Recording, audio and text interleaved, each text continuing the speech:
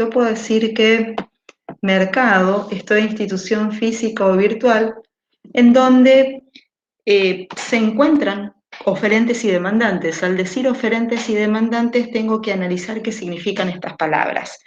Demandantes, los demandantes, aparte de demanda o consumidor, desde una perspectiva de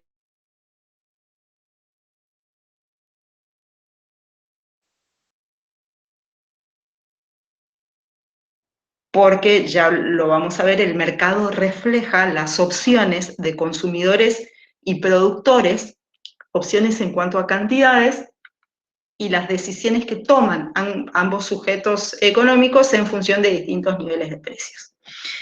Este mercado puede clasificarse en función de múltiples aspectos. Los primeros, los más sencillos, en función de los bienes y servicios que se transan, van a haber tantos mercados como bienes y servicios existan, independientemente de si es la transacción de estos bienes o servicios es legal o no. Si son útiles van a tener precios, si tienen precio van a tener mercado. El segundo criterio clasificatorio que nos va a interesar es en función de su importancia y extensión geográfica, y esto también profundamente se replantea a través del carácter disruptivo de esta pandemia, que nos pasó de un huracanazo a todos a la virtualidad, al mundo de la virtualidad, en donde a partir, y ya lo linkeo con otro tema, en la década del 80, con el surgimiento en los grandes centros financieros de las empresas.com relacionados con la tecnología, con servicios o productos tech, y que cotizaban en bolsa, de alguna manera irrumpen en los mercados financieros, consiguen recursos, y a partir de la década del 90 explotan los servicios de venta de productos tecnológicos, cuya evolución digamos que nos propone este nuevo mundo de virtualidad, o gracias a la década del 80, en donde comenzaron a cotizar en bolsa, tomaron recursos de mercados financieros para financiar nuevos proyectos vinculados a innovaciones tecnológicas, hoy tenemos herramientas como para desempeñarnos, en la mayoría de los casos, ejerciendo distintos tipos de actividades académicas o laborales desde una condición remota, desde la virtualidad. Con respecto a esto, también ese paradigma del paso de lo virtual, de lo presencial a lo virtual, también cuestiona la clasificación de los mercados, porque con las nuevas tecnologías de información y comunicaciones introducidas en la cotidianeidad, ya no podemos hablar de mercados locales. Tenemos que pensar, y lo linkeo con el plan de negocios, no podemos pensar en apuntar a un mercado consumidor local, ni siquiera regional. Ya el mercado es planetario, sobre todo con todas las herramientas que tenemos y que podemos utilizar para promover o para promocionar el producto a través de distintos tipos de experiencias que nos pueden llegar a dar las tecnologías de información y comunicaciones. Fíjense que, bueno, hace mucho que no leo sobre eso, pero hace un tiempo largo leí que se estaba experimentando hasta la posibilidad de enviar aromas utilizando el flujo de Internet, por ejemplo, ¿no? Entonces, cada vez, o fíjense que ya estamos hablando, fíjense los carteles en 4D, 5D, de Taiwán o bien de Beijing, no sé si vieron porque se viralizaron por las redes sociales el año del buey de metal, el nuevo año chino, y bueno, todos los carteles que utilizaban 4 y 5D, digamos que estaban promocionando ese nuevo ciclo. Y eso es tecnología, y eso se utiliza para el marketing. Y cada vez, digamos que la tecnología invade o tiene un carácter disruptivo hasta en nuestros hábitos, hasta en nuestras sensaciones ligadas a los sentidos. Inclusive el hecho de que la tecnología, y esto no me quiero ir del tema, pero es recontra actual y recontra interesante, y lo digo porque es interesante para que lo pensemos, para que ustedes lo piensen, de qué forma podemos utilizar o traspolar eso hacia nuestro plan de negocios. Inclusive, fíjense que se llegó a cuestionar el carácter democrático como sistema de gobierno, debido a que la información que circula entre los buscadores, entre las redes sociales y demás, hace que se puedan elaborar perfiles de personas / consumidores en función de los servicios que busca por internet, los bienes o servicios que compra por algún portal que concentre oferta, como Mercado Pago, Mercado Libre, qué sé yo, u otros portales internacionales. Fíjense que esa información utilizada para, como de hecho se les ha acusado, por lo menos el gobierno americano, a los dueños de estos monstruos tecnológicos, como el dueño de Facebook u otros parecidos, de precisamente utilizar esa información que es que el usuario habilita a que se comparta, digamos, en la mayoría de los casos, para perfilar de manera particular ese individuo / consumidor y hacerle llegar un discurso político. Y si digo, porque de eso es la acusación, digamos, y si digo un discurso político, puedo decir las características de un bien o servicio orientado a los gustos particulares de ese consumidor, de ese cliente o de ese individuo en particular. Fíjense cómo ya no hablamos de segmentación de mercado, tenemos que hablar de perfil de consumidores individuales cuya información están manejadas por las nuevas tecnologías de información y comunicaciones. Entonces es imposible, como conclusión, llegar a la respuesta de la pregunta si tomamos nuestras decisiones de manera independiente o hasta qué punto son condicionadas por la información, las sugerencias, las publicidades que nos imponen las redes sociales, los buscadores, o en general las tecnologías de información y comunicaciones, en función de determinadas características particularísimas de cada individuo, cada cliente o cada consumidor. Fíjense de qué forma tan radical las tecnologías de información y comunicaciones condicionan la propia libertad de elección, en realidad la propia libertad del individuo.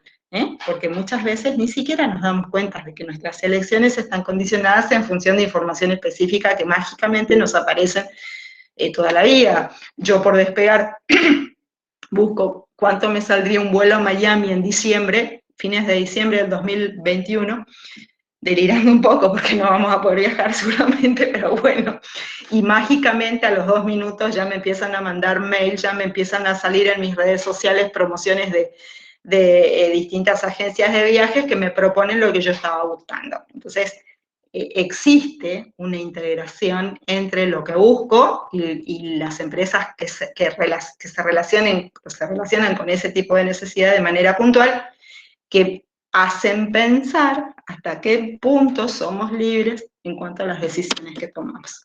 Pero eso es un punto para el módulo de marketing y lo hablaremos en el módulo de marketing. Lo que sí quiero decir es que tienen que pensar no en un mercado focalizado, no en un mercado regional, en lo posible, no en un mercado nacional, sino que imaginarse la venta de un servicio o la venta de un producto, una alianza estratégica, ¿por qué no?, que involucre un mercado que abarque también una focalización internacional.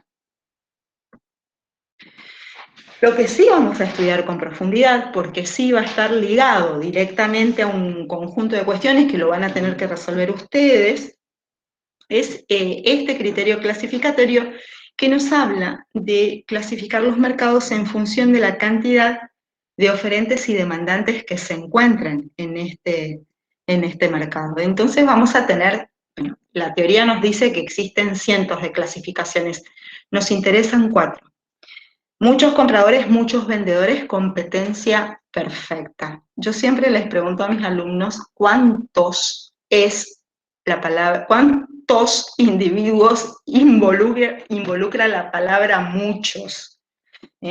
La respuesta teórica o académica serían lo suficientes como para que ninguno tenga poder de influir en el proceso de fijación de precios de manera independiente. ¿Está? Después vamos a ver las características de la competencia perfecta. Segundo modelo de mercado, un solo vendedor, muchos compradores. Vamos al modelo de mercado que se define como monopolio, con sus características especiales, monopolio vendedor.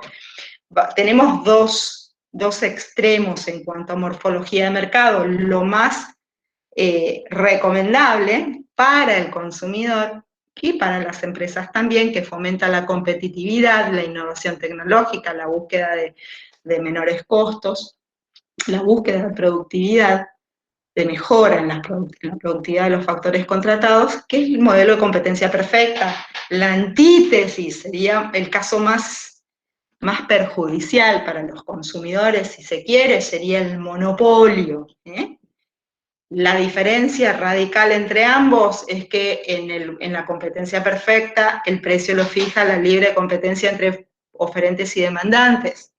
En el monopolio el precio lo fija en general la empresa monopolista. ¿Por qué digo en general? Porque no es en la mayoría de los casos, existen monopolios, sobre todo los legales, en donde el Estado por ley solo autoriza la existencia de una sola empresa que preste determinados servicios. Esta empresa no puede libremente imponer un precio al producto o una tarifa en el caso de que sea servicio. Necesita contar con la autorización del responsable de la política pública. Y en esos casos, digamos que sería una suerte de la fijación del precio, una suerte de consenso mutuo entre el responsable de la política pública y esta empresa que se dedica a la explotación de tales servicios o producción de tales bienes. El caso intermedio entre estos dos extremos, competencia perfecta y competencia extremadamente imperfecta, bueno, en el medio nos encontramos dos modelos de mercado. El que más se ubica cerca de la competencia perfecta se llama competencia monopolística. Esta competencia monopolística tiene características de la competencia perfecta en el sentido de que tienen muchos compradores, muchos vendedores, pero ofrecen un producto diferenciado que tiene sustitutos próximos. Ahora vamos a ver las características. Y el cuarto modelo de mercado que se ubica más cerquita del monopolio es el oligopolio, varios vendedores, muchos compradores. En oligopolio nunca pueden fijar las empresas oligopólicas precios independientemente de los precios que fija la competencia. En determinados casos pueden actuar de común acuerdo estableciendo lo que se denominan acuerdos colusorios o pueden actuar en colusión, vale decir, las 3 o 4 empresas que coexisten en el mercado se ponen de acuerdo, fijan el mismo precio y llegan a tener tanto poder como en el monopolio. Ok, vamos a empezar con la caracterización de cada mercado. Yo estoy hablando de la caracterización de cada tipo de mercados, ustedes tienen que estar pensando, porque me imagino que ya deben tener más o menos definido el producto o el servicio que van a desarrollar en este plan de negocios, ustedes tienen que estar pensando en cuál de estos mercados va a interactuar o les va a tocar interactuar a ustedes, pensando que desde una perspectiva de extensión geográfica su mercado tiene que ser internacional, global, extendido. ¿Sí? Nadie me pone mercado Ciudad de Corrientes. ¿Ok? Bien. Ok, empiezo a hablar de las características de cada tipo de mercado. Ustedes, al escuchar las características, mentalmente van diciendo este sí, este no, ¿ok? Entonces pueden identificar de los 4 tipos cuál les parece a ustedes que sería el modelo de mercado en donde van a interactuar ofreciendo determinados bienes y servicios en función de la cantidad de oferentes o de competencia que van a interactuar y competir con ustedes, que van a interactuar ofreciendo bienes y servicios similares. ¿Está? Entonces arranco con estas características. El mercado de competencia perfecta dijimos que es el modelo de mercado más aconsejable. ¿Por qué? Porque incentiva la innovación tecnológica con el objetivo de que toda innovación tecnológica incorporada a los procesos productivos tienen como finalidad incrementar la productividad del factor, incrementar la productividad de los recursos que utilizan los distintos circuitos productivos con la finalidad de, con los mismos recursos, innovación productiva mediante, incorporada al circuito productivo, obtener mayor cantidad de bienes y servicios, aumentar la producción.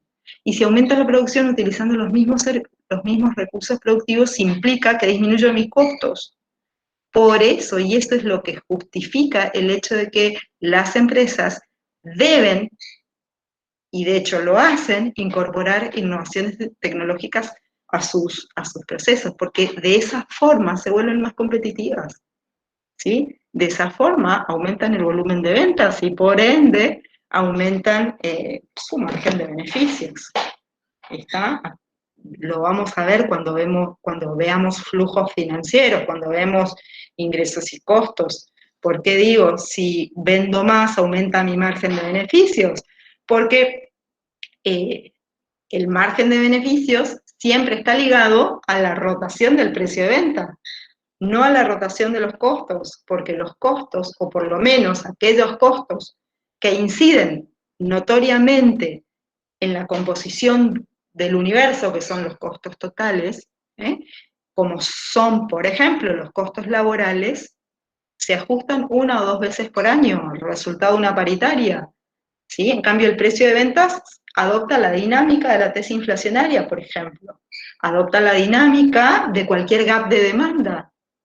Entonces, siempre este margen de beneficios acompaña la rotación de precios, no la rotación de costos. Se ajustan 2 veces por año, salvo las materias primas, en donde ahí sí vamos a tener un inconveniente, y de hecho hemos tenido un par de inconvenientes a partir del 2019 hasta la fecha, cuando el tipo de, sobre todo por los insumos importados, cuando el tipo de cambio, por ejemplo, pegaba algunos saltos sin techo aparente, y entonces cualquier empresa que necesitaba comprar estos insumos, digamos que depositaba el dinero con el precio del día anterior, y en vez de factura le emitían una orden, una nota de crédito. ¿Por qué? Porque tampoco el proveedor de insumos sabe a qué precio tiene que vender ese insumo, y eso, digamos, que desestabiliza todo el proceso de formación de precios. Eso es un inconveniente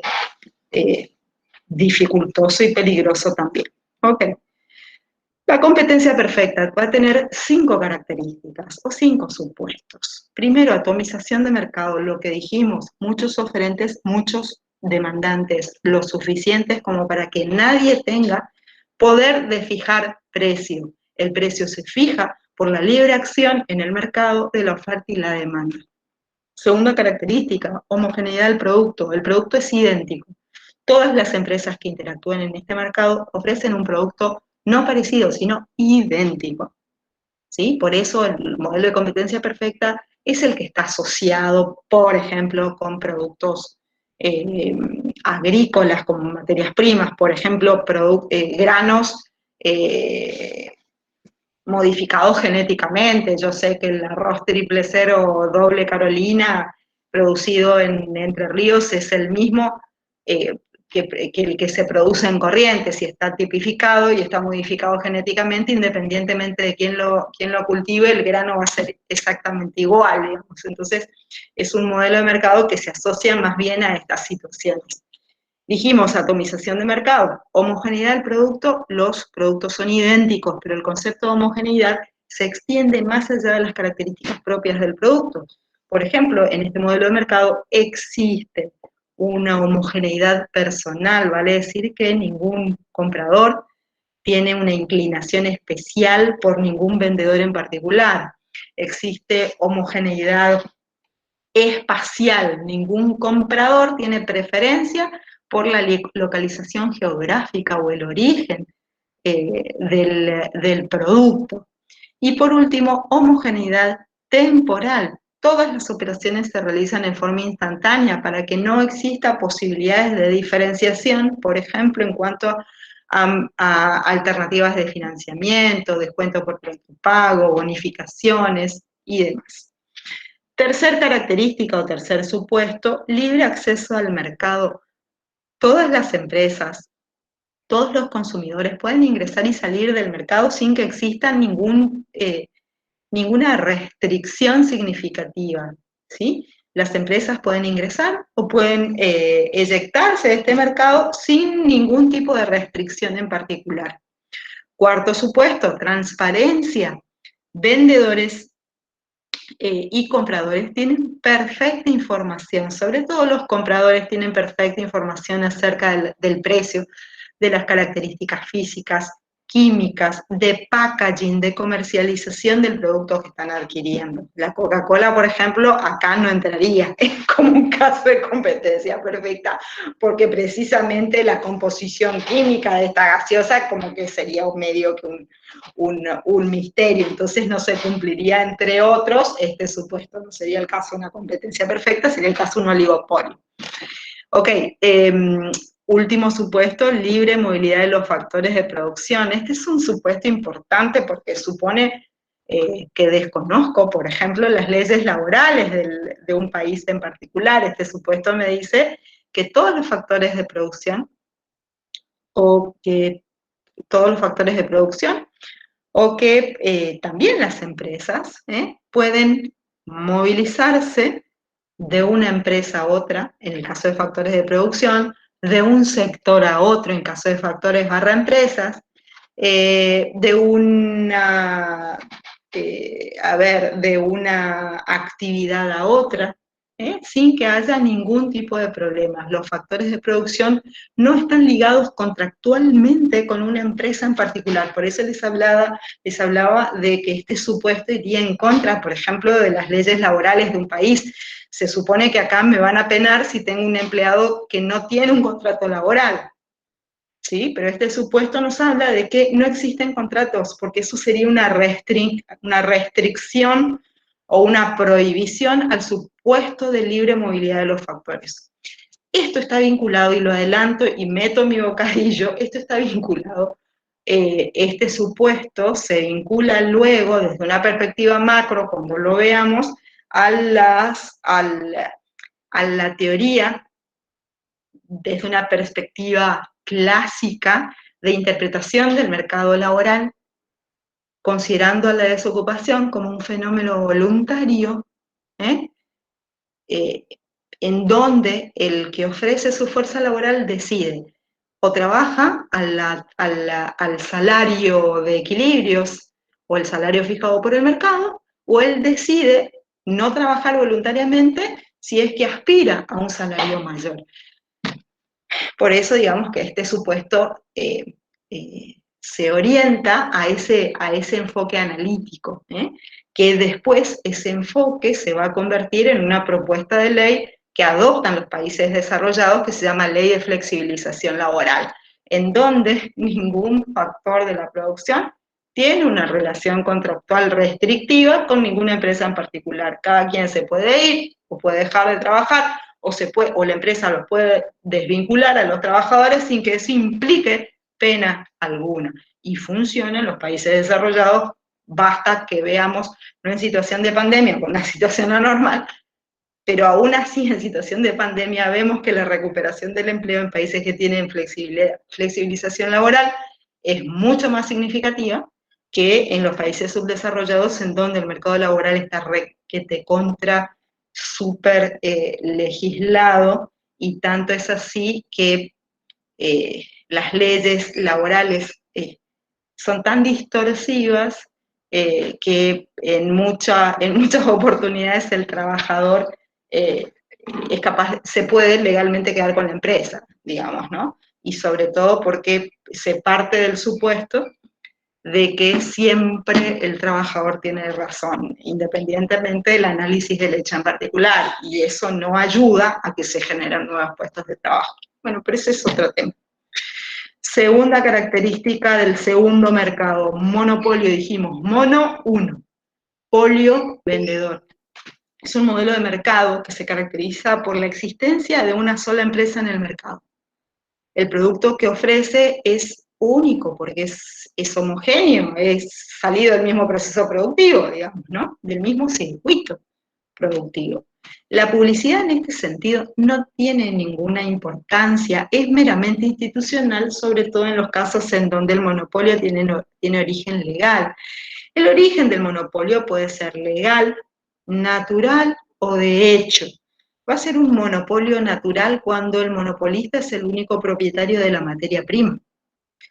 Por ejemplo, yo descubro en mi campo que tengo aguas termales, hago una perforación y exploto ese servicio de aguas termales, del baño en aguas termales. Bien, ese sería un caso de monopolio natural. El único propietario de la materia prima es una sola persona. Monopolio legal, el Estado a través de una ley solo autoriza la existencia de una empresa que preste determinado servicio o produzca determinados bienes. El monopolio legal puede ser privado o estatal. Fabricaciones militares, por ejemplo, es un monopolio estatal, vale decir, una empresa del Estado es la que se reserva la potestad de producir municiones, ¿sí? Aguas de Corrientes es un monopolio legal privado. Vale decir, el Estado por ley solo autoriza la existencia de una empresa para que preste, en este caso en particular, un servicio.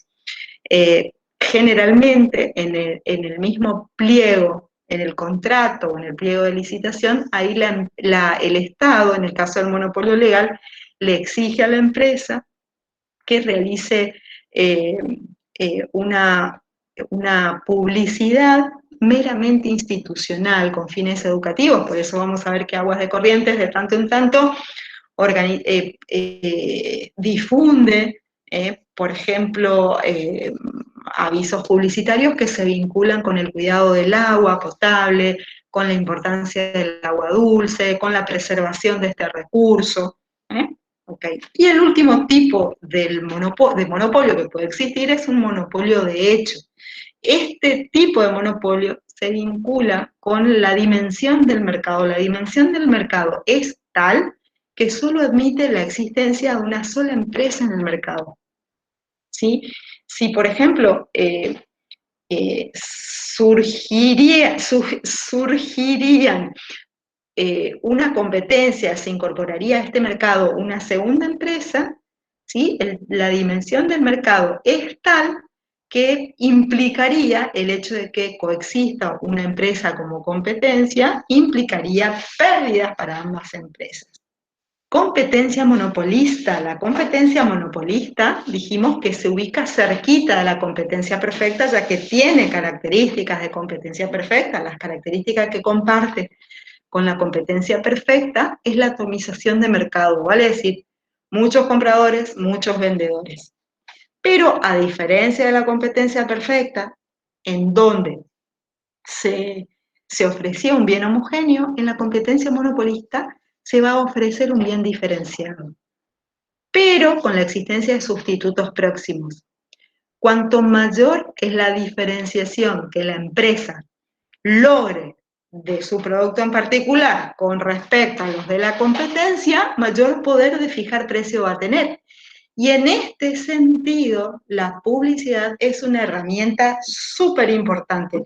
¿Por qué? Porque la herramienta que van a poder utilizar las empresas, dijimos publicidad, y en la medida en que esta publicidad logre como efecto el que se aumente el volumen de ventas destacando determinadas características o aspectos que hacen a la diferenciación del producto con respecto a los de la competencia, la empresa, por un lado, va a captar un mercado cautivo y por otro lado, va a lograr mayor poder de fijación de precios en particular. Este grado de diferenciación va a poder ser real o aparente. La diferenciación será real cuando el producto en realidad, de manera objetiva, racional, evidencie características físicas, químicas, de packaging, de embalaje, que lo hagan diferente al de la competencia. Y acá hay que tener mucho cuidado en el sentido de utilizar la diferenciación del producto va a implicar un conocimiento exhaustivo del consumidor o del perfil del consumidor que va a adquirir mi producto. Yo no puedo, por ejemplo, ofrecer un producto orgánico, un producto vegetariano o vegano, cuyo packaging sea de plástico, ¿eh? Porque digamos que no entendí el perfil del consumidor a que estoy apuntando. Un consumidor orgánico es un consumidor respetuoso del medio ambiente, ¿sí? Entonces, digamos que también packaging, condiciones o características físicas, químicas, de financiación del producto se relacionan con, y la publicidad, recalcando estas características, también van a ser importantes y tienen que tener cierta coherencia. La diferenciación va a ser aparente cuando la publicidad va a resaltar aspectos subjetivos del consumidor. Y acá tenemos un mundo de cosas para imaginarnos, para resaltar, para alentar, por ejemplo, evidenciando o focalizando en características de grupos de pertenencia, marca, moda, raza, religión, sexo, esperanza de vida, educación, perspectivas,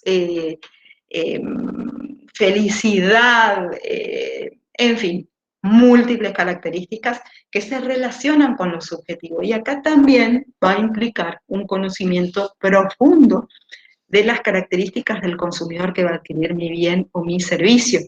En este sentido, y pensando un poco en el plan de negocios, están saliendo muchísimos, en las redes sociales sobre todo, muchísimos papers o fragmentos de papers en donde se plantea que luego de esta pandemia la vida no va a ser igual que la conocemos, digamos, porque digamos que nos vamos a acostumbrar a otro estilo de vida diferente. Bien, de lo que me acuerdo, ustedes lo buscan, lo googlean, nueva vida en pospandemia. De lo que me acuerdo, el consumidor se va a volver más natural, más orgánico, más amigable con el medio ambiente, va a ser un consumidor fit, preocupado por la preservación de los recursos naturales, preocupado por mantener un buen estado físico, preocupado por la responsabilidad social dentro de su comunidad. En lo posible va a tratar de desarrollar todas sus actividades, ya sea laborales, académicas o sociales, dentro de su casa, por eso se va a poner como proyectos de inversión a un corto y mediano plazo, inversiones inmobiliarias importantes, clubes de campo, barrios privados en las afueras, que van a implicar o que van a venir a solucionar este nuevo estilo de vida que se viene. Van a desaparecer, el turismo tal como lo conocemos ahora va a tender a desaparecer, va a desaparecer, por ejemplo, el turismo de congresos, ya que las reuniones se van a hacer por Zoom, las empresas van a optar por el teletrabajo, no van a sacrificar costos enormes en el alquiler de oficinas, porque pueden utilizar o pueden obtener el mismo rendimiento laboral a muchos menores costos.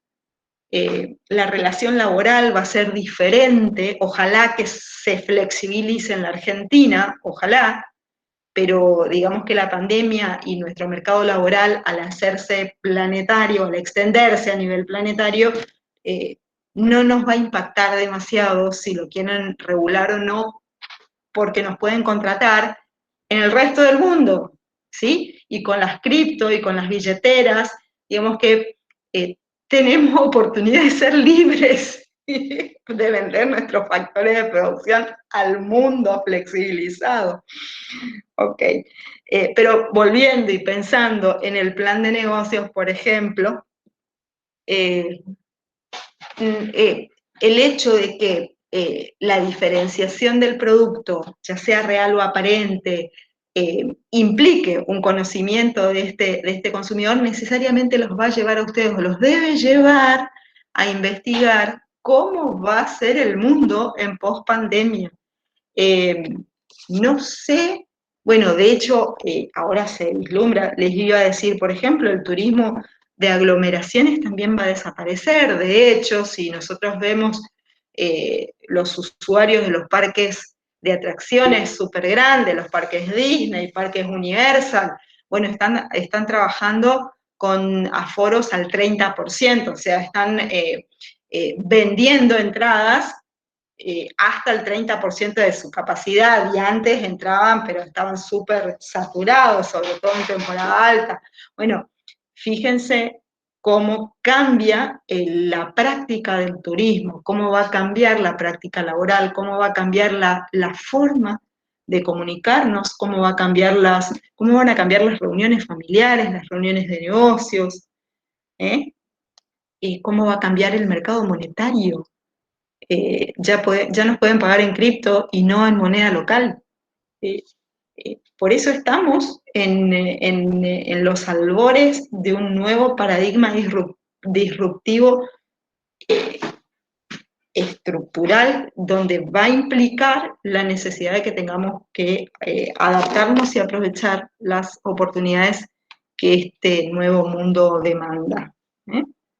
Ok. Oligopolio, el último modelo de mercado, varios, polio vendedor.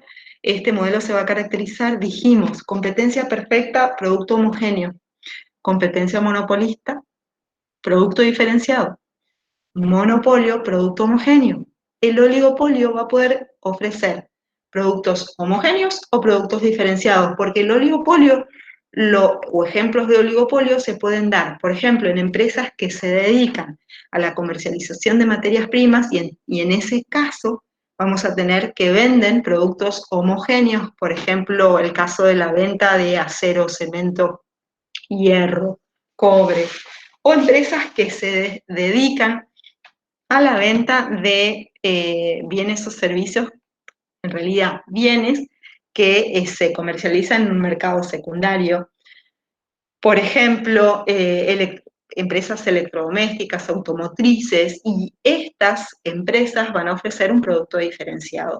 Por eso, digamos que en el oligopolio, la incidencia de la publicidad para captar mayores compradores es relativa. ¿Es relativa a qué? Va a ser relativa en función del tipo de bien que estoy ofreciendo. Si es homogéneo, es relativa tirando a ninguna. Si es diferenciado, voy a tener un fuerte gasto en publicidad destinado a remarcar las características que hacen diferenciar el producto de la empresa. En este modelo de mercado dijimos que se puede dar el caso de que las empresas actúen en colusión, vale decir, si existen acuerdos colusorios, vale decir, todas fijan el mismo precio y llegan a tener tanto poder como en el monopolio. Otra de las características del oligopolio es que el acceso al mercado está restringido, no está bloqueado, como en el caso del monopolio, donde nadie puede entrar. Pero en el caso del oligopolio, si bien no está bloqueado, existen fuertes restricciones que pueden ser de carácter financieras, tecnológicas, legales o administrativas, que hacen o imposibilitan que muchas empresas puedan lograr introducirse en este tipo de mercado. Y para terminar con este tema y cómo funciona la economía, vamos a hablar de un modelo económico que se denomina modelo del flujo circular o modelo o circuito económico. Este modelo económico lo que trata de explicar es cuál es el aporte de los distintos sujetos económicos que interactúan en la sociedad. Y para explicarlo de manera básica, rudimentaria, imaginamos, o este modelo imagina, que en esta sociedad solamente existen dos sujetos económicos: las familias que tienen factores de producción para ofrecer y que demandan bienes y servicios finales, y las empresas que contratan esos factores de producción, le dan capacidad o poder de compra a las familias y a su vez inician sus circuitos productivos y les ofrecen bienes y servicios finales. Si miramos este circuito, en la parte superior de este intercambio, tengo dos corrientes. Las familias le ofrecen, la corriente externa, las familias le ofrecen a las empresas factores de producción. ¿Cuáles factores de producción le ofrecen? Mano de obra, tecnología, capital, capacidad empresarial, recursos naturales. ¿Sí? Las familias son las propietarias de los factores de producción. Ojo, que siempre la teoría económica define 5 factores de producción, pero hay un sexto que es introducido por las nuevas corrientes económicas y me parece genial que lo introduzcan, porque sin ese factor no existe producción posible. El sexto factor de la producción se llama energía, ¿eh? A base de combustible fósil, energías limpias, lo que sea, energía, porque ninguna empresa puede funcionar sin ese recurso productivo. De manera tal que el costo de la energía va a estar relacionado, va a ser considerado, va a ser condicionante el nivel de costo, el nivel de rentabilidad y los precios. Fíjense si no será importante la energía como sexto factor de producción y condicionante del desarrollo de los países. Pero eso es macro, después vamos a hablar de eso. Ok, si vemos lo que pasa en el circuito superior, en este intercambio superior, podemos ver que las familias son propietarias de los factores de producción y que esos factores de producción van a estar sujetos a cláusulas contractuales, a relaciones contractuales con las empresas. Las empresas contratan factores de producción y a cambio retribuyen esas contrataciones. Si contratan mano de obra, ¿qué es lo que le pagan? Un salario. Y acá pensemos en la retribución a los factores de producción que ustedes van a contratar en su plan de negocios. ¿Por qué? Porque las retribuciones a los factores que contratan, vale decir, primero tienen que identificar qué factores de producción necesitan o van a contratar. Y después, qué retribución, qué clase de retribución le van a pagar. ¿Por qué lo necesitan hacer? Porque eso está vinculado con los costos. ¿Sí? Ok, si contratan mano de obra, ¿cuál es la retribución que van a tener que pagar? Salario. ¿Cuál es el salario legal fijado para ese nivel de actividad de ese sector? ¿Sí? También lo van a tener que hacer o que buscar. Media jornada, jornada completa, también lo van a tener que decidir. Entonces, si contratan mano de obra, retribución, salario. Si contratan capital, retribución, interés. Si contratan recursos naturales, entre paréntesis, tierra, retribución, renta, que es el alquiler que tengo que pagar si es que decido dedicarme a la producción y alquilar, qué sé yo, 100 hectáreas. Retribución a la capacidad empresarial, beneficios. Si es que me van bien, si me van mal, bueno, soportaré pérdidas. Retribución al factor tecnología, regalías. Ok, fíjense lo que sucede en la parte superior del cuadro todavía. Este intercambio, vale decir, factores de la producción por retribuciones o factores de la producción, define o conforma lo que se denomina mercado de factores, el mercado laboral, el mercado de capitales, el mercado tecnológico, el mercado de materias primas. Ok, ese mercado de factores está indicando que quienes ofrecen factores de producción son las familias, quienes demandan factores de producción son las empresas. Si me voy al mercado laboral, quienes ofrecen fuerza laboral son los consumidores o las familias, quienes demandan trabajo son las empresas. Bien, me voy al circuito inferior. Fíjense que las empresas ya contrataron factores de producción. inician sus circuitos productivos, lanzan al mercado bienes y servicios finales. Las empresas, como cobraron por los factores de producción contratados, tienen poder de compra, efectúan gastos de consumo. En la parte inferior de este circuito vemos que las empresas ofrecen bienes y servicios finales y las familias demandan bienes y servicios finales al efectuar gastos de consumo. En el circuito inferior tiene lugar lo que se denomina mercado de productos. Fíjense que una de las explicaciones de por qué las personas ganan diferente, porque todas las personas no ganamos lo mismo, una de las explicaciones nos la está dando este modelo del flujo circular, donde nos dice este circuito económico o este modelo económico que el ingreso de las familias depende de la propiedad de factores de producción. Cuanto mayor son en cuanto mayor son los factores de producción cuya propiedad recae en manos de una familia, pues mayor será su nivel de ingreso, mayor será su calidad de vida. Vale decir, la propiedad de los factores de producción se vincula directamente con la capacidad de generar ingresos actuales y futuros. Acá estamos, por ejemplo, acá introducimos el tema de la formación del capital humano como factor de producción, ¿sí? Entonces, cuanto mayor sea el capital humano que se constituya a través de la educación, de la capacitación, de la actualización, pues mayor será el nivel de ingreso, porque serán mayores la cantidad de servicios que estas personas o estas familias son capaces de transaccionar en el mercado de factores, en el mercado laboral, puntualmente si estoy hablando de capital humano. Ok, y acá entramos en una de las herramientas que componen el mercado.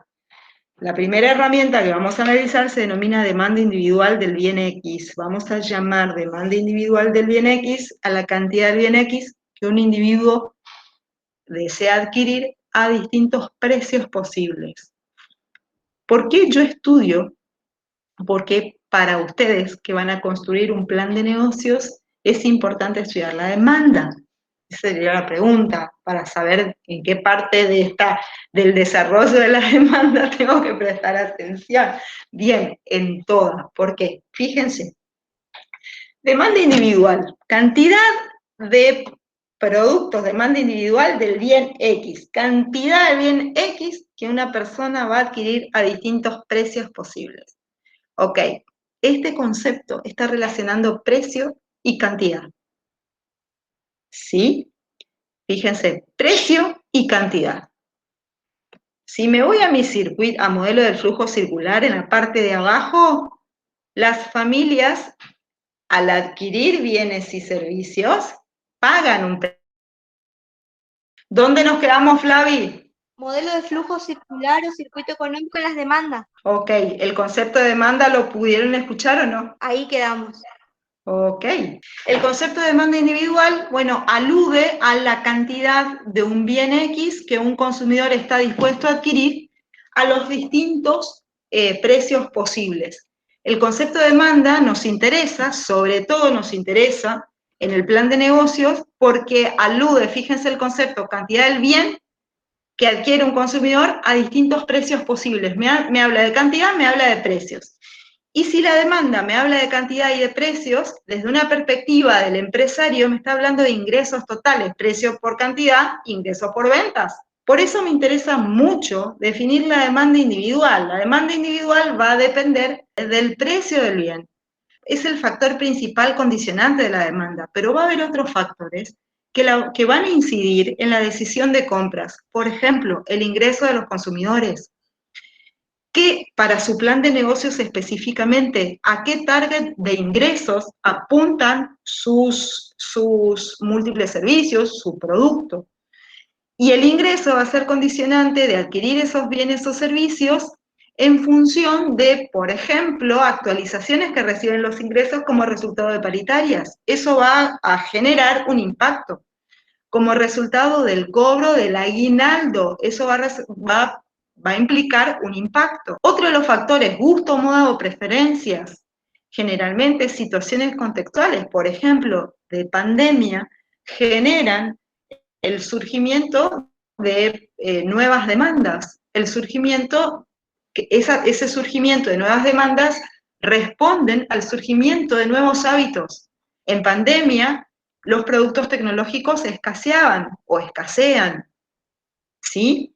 Todos los productos que se vinculen con relaciones laborales, académicas o de esparcimiento desde una perspectiva remota, aumentaron su demanda. La demanda de bicicletas, la demanda de servicios que acercan cosas a la casa sin necesidad de salir, por ejemplo, pedidos ya, o motos mandados para hacer distintos trámites a distancia.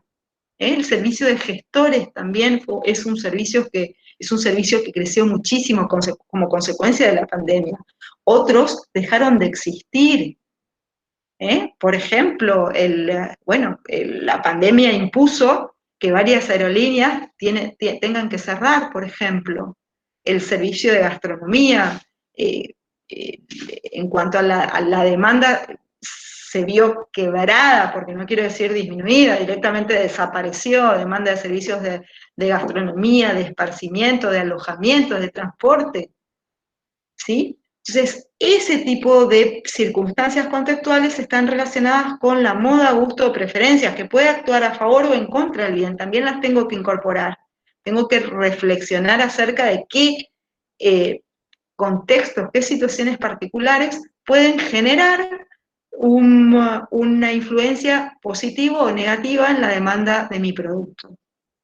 La población no se refiere a las variaciones o a los incrementos vegetativos de población, ¿sí? Me muero de hambre si tengo que esperar que mi demanda dependa de que la población en 10 años crezca un 2%. El factor población en demanda está asociado a influencias o corrientes migratorias vinculadas a aspectos específicos que pueden relacionarse con lo religioso, con lo histórico, con lo cultural. Por ejemplo, la demanda de servicios de gastronomía en Mercedes en víspera de la fiesta del Gaucho Gil, o los servicios de alojamiento en Itatí en víspera de la peregrinación, o todos los servicios en Paso de la Patria en temporada alta, que de 14.000 habitantes pasa a tener 200.000 habitantes temporarios. Fíjense cómo impacta el factor poblacional generado por esta migración vinculada, en el caso de Paso de la Patria, por una temporada veraniega, destino sol y playa. El precio de los bienes relacionados con respecto a esto, bienes relacionados me estoy refiriendo a dos que vamos a verlo a continuación, bienes de demanda conjunta, bienes de demanda rival. La política gubernamental, el responsable de la política económica, puede alentar o desalentar el consumo de determinados bienes a través de subsidios, transferencias o a través de impuestos. Por ejemplo, importación de servicios turísticos. El responsable de la política económica impuso un impuesto sobre la cotización del dólar oficial equivalente al 30% y lo denominó impuesto país. Vale decir que por dólar que se gasta en el exterior, quien lo gasta no tiene que pagar 93 pesos, sino va a tener que pagar 162, para desalentar una política económica, para desalentar el consumo de ese determinado servicio. ¿Sí? Condiciones climáticas, en tanto y en cuanto afecten el consumo del bien, en tanto y en cuanto la naturaleza de la necesidad esté vinculado con la temperatura. Expectativas de precios futuros es una característica o un factor condicionante netamente argentino, en el sentido de que, por ejemplo, si yo tengo la expectativa, eso les decía justo cuando se cortó el servicio de internet, cuesta, o sea, digamos que nosotros tenemos como argentinos tenemos más vivenciado el tema de imaginarnos que los precios suben, lamentablemente, digamos, ¿qué pasa si los medios de comunicación nos informan que la semana que viene el precio del aceite se triplica? ¿Qué hacemos hoy?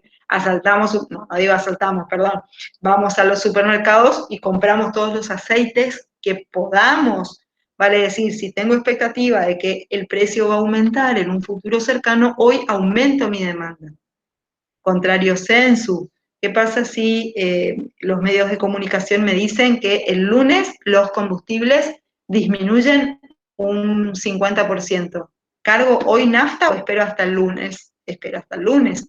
Básicamente, si cuesta pensar que los precios bajan por eso la mente le cuesta ese ejercicio, pero bueno, supongamos que se produce la magia. Entonces, si tengo la expectativa de que en un futuro cercano los precios van a disminuir, hoy disminuyo mi demanda. De esa manera funciona la variable expectativa. La variable expectativa en demanda también interesa a los empresarios o a los oferentes. ¿Por qué? Porque no se olviden que las expectativas condicionan la cantidad que se demanda hoy. Y si condicionan la cantidad que se demanda hoy, haciendo que las cantidades aumenten o disminuyan hoy, también van a condicionar la capacidad de generar ingresos totales desde una perspectiva del productor o del empresario. Entonces, las expectativas de demanda se van a vincular con la generación de ingresos hoy por parte del empresario. Por eso también van a ser importantes su estudio. Último factor de demanda, preferencia por la liquidez. Conceptualmente, la preferencia por la liquidez se define como la opción de tener dinero en efectivo en el bolsillo, sobre la mesa, y no destinarla al gasto. Si existe preferencia por la liquidez, la demanda disminuye. ¿Por qué? Porque la gente no consume, quiere tener dinero en efectivo. Si no existe preferencia por la liquidez, significa que la gente no quiere tener dinero en efectivo, lo vuelca al gasto, aumenta la demanda. De esa manera funciona la preferencia por la liquidez. Obviamente, si hablamos de tener o no dinero en efectivo, la preferencia por la liquidez va a estar relacionado con la tasa inflacionaria. Si hay mucha inflación, no va a haber preferencia por la liquidez. Obvio, nadie va a querer tener moneda local. ¿Por qué? Porque se desvaloriza débito automático sobre el valor nominal. Este billete de 100 vale mañana 2% menos, pasado 2% menos y así. ¿Sí? Entonces, si existe inflación, no hay preferencia por la liquidez y en lo posible la gente lo que hace es sacarse de encima las unidades de moneda local y volcarlo al gasto. Por eso incide, cuando no hay preferencia por la liquidez, de manera positiva en la cantidad que se consume. ¿Sí? Hay un repudio por la demanda de dinero. ¿Vale? ¿Qué significa que hay un repudio por la demanda de dinero? Significa que nadie quiere tener dinero en efectivo, todos lo quieren transformar ese dinero en bienes, ¿sí? En algo que no pierda valor por el mero transcurso del tiempo.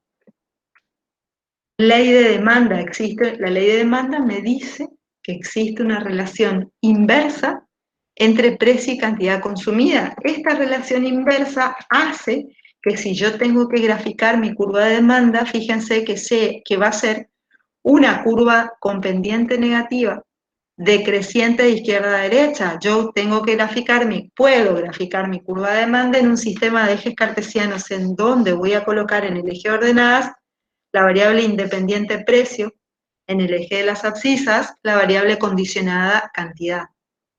Fíjense que el hecho de que al aumentar el precio disminuyan las cantidades consumidas o al bajar el precio aumenten mis cantidades consumidas, me está hablando de una relación inversa entre estas dos variables. Mi curva va a ser decreciente de izquierda a derecha. Demanda de mercado. Y acá estaba explicando la necesidad, a este cuadro quería llegar, porque es importante para su plan de negocios. Ustedes van a graficar una tabla de demanda. La tabla de demanda es una matriz de doble entrada. En una columna voy a colocar distintos niveles de precios, ¿sí? Coloco distintos niveles de precios. Si ustedes focalizan o quieren ofrecer sus servicios o sus productos en un mercado internacional, estos precios van a tener que estar expresados, van a ser dolarizados, estar expresados en dólares. Les aconsejo que trabajen con precios en dólares si es que el mercado es internacional, como seguramente la mayoría será, aprovechando esta expansión de los mercados, este mercado planetario, los precios en dólares tienen doble incidencia. Los precios en dólares son mucho más convenientes en cuanto a la exposición. ¿Por qué? Porque por un lado se olvidan del componente inflacionario y por el otro van a poder volverse competitivos porque los costos que se pagan en moneda local, dolarizados, le van a generar una ventaja súper competitiva. Fíjense que el salario mínimo, por ejemplo, para un asalariado americano es de $1.700 mensuales, ¿sí? El salario promedio de un trabajador en Argentina, el salario mínimo, perdón, de un trabajador en Argentina es de $200. Allí tienen, por lo menos en el costo laboral, una ventaja que los va a hacer competitivos a nivel internacional. Primera columna, precios dolarizados. Fíjense distintas alternativas de precios dentro de un rango, en función del análisis de productos similares que pueda llegar a ofrecer la competencia. Segunda columna, ustedes van a trabajar directamente con lo que se denomina demanda de mercado. La demanda de mercado, nos dice la teoría, que es la suma horizontal de las demandas individuales. Para cada nivel de precios tengo que sumar las demandas individuales de cada individuo en particular. Precio 2, la demanda de mercado va a ser igual a lo que consume 100 el consumidor A, 40 el consumidor B, 60 el consumidor C. Demanda de mercado es igual a 100 más 40 más 60. Demanda de mercado para el precio de 2. Demanda de mercado para el precio de 4, 80 más 30 más 30. Ustedes directamente en su plan de negocios van a tener que plantear una tabla de demanda, una matriz de doble entrada, en donde primera columna van a tener que poner precios. Segunda columna directamente van a tener que trabajar con demanda de mercado, estimando de alguna manera la cantidad de productos que ustedes estiman le van a adquirir del servicio o producto que van a ofrecer. Tercera columna, ingresos totales. Y de ahí la importancia de estudiar la demanda, para un plan de negocios. Tengo precios, tengo cantidad demandada o demanda de mercado, y tercer columna, ingreso total. ¿Cómo en esa columna de ingreso total voy a ir multiplicando precios por cantidades? Voy a tener una idea de los ingresos totales que me va a generar distintos niveles de precios y distintas cantidades que estimo vender en ese mercado en particular. Dijimos que uno de los factores condicionantes de la demanda eran los bienes de demanda conjunta y los bienes de demanda rival. Cuando hablamos de bienes condicionantes de la demanda, el precio de los bienes relacionados, nos estamos refiriendo a esto en particular, a los bienes de demanda conjunta y bienes de demanda rival. Dos bienes son de demanda conjunta cuando satisfacen una misma necesidad de manera incluyente. ¿Qué significa esto? Que un consumidor, para satisfacer una necesidad, debe adquirir ambos de manera simultánea, de tal manera de que al aumentar la cantidad demandada de uno, aumente la cantidad demandada de otro. ¿Cuál es el vínculo? Si varía el precio de un bien de demanda conjunta, por ejemplo, si aumenta el precio de un bien de demanda conjunta, pues se va a disminuir la cantidad consumida del bien en cuestión que estoy ofreciendo, precisamente por esta relación. Dos bienes son de demanda rival cuando satisfacen una misma necesidad de manera excluyente, vale decir, para satisfacer una necesidad, el consumidor tiene que optar en adquirir uno u otro. Así como ejemplos de bienes de demanda conjunta, carbón y asado, Netflix y tortas, servicios de internet y masa madre, así como bienes de demanda conjunta para satisfacer una necesidad, el consumidor tenía que adquirir ambos. En el caso de bienes de demanda rival, sucede lo contrario. Para satisfacer una necesidad, el consumidor tiene que optar. Si opta por uno, tiene que desechar lo otro. de manera tal de que si aumenta el precio de un bien de demanda rival, aumenta la cantidad consumida del bien en cuestión, ¿sí? Y esa es la incidencia de cómo un bien de demanda rival, como la variación del precio de un bien de demanda rival, puede llegar a influir significativamente en la cantidad consumida del bien que estoy organizando. Muy bien, les dejo un ejercicio práctico que lo vamos a ver no lo vamos a ver en la clase que viene, los van a ir resolviendo ustedes y lo van a ir compartiendo en el grupo de WhatsApp. Así ya la clase de la semana que viene pasamos directamente al hablar de la segunda herramienta, oferta. Ese ejercicio lo van a tener que hacer o tratar de hacer y compartirlo en el grupo de WhatsApp. ¿Cómo lo hacemos? Fíjense lo que me dice este ejercicio de aplicación. A partir de la siguiente función de demanda, cantidad demandada igual a 200 menos 2px. Fíjense que ahí esta función de demanda me está evidenciando una relación inversa entre cantidad y precio. Esa es característica de una ecuación de demanda, una ecuación de comportamiento.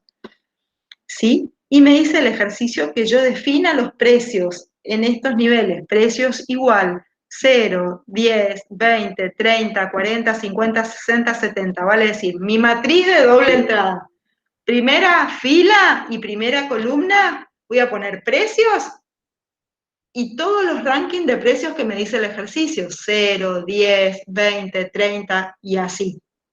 Segunda columna, voy a poner D sub X o cantidades demandadas. ¿Cómo voy a ir calculando las cantidades?